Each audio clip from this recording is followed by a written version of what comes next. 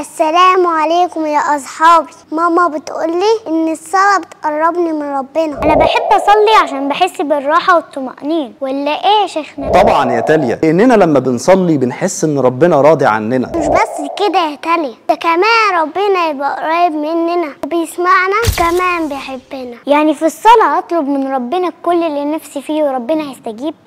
طبعا يا تاليا، كل اللي نفسك فيه. قولي لها يا فيروز، سيدنا النبي قال إيه؟ عارفة يا تاليا سيدنا النبي قال إيه؟ يا ترى قال إيه؟ سيدنا النبي عليه الصلاة والسلام قال: أقرب ما يكون العبد من ربه وهو ساجد فيكثر فيه من الدعاء.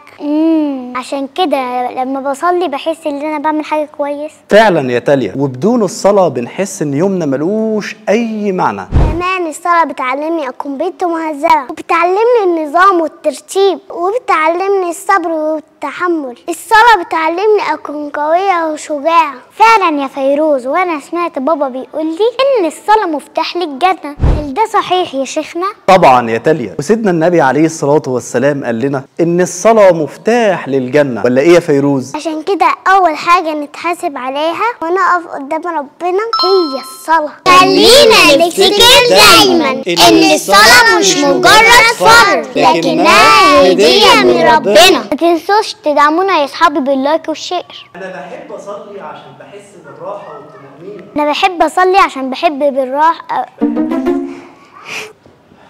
بعدين بقى الصلاة بتعذبني أكون بنت مهذبة.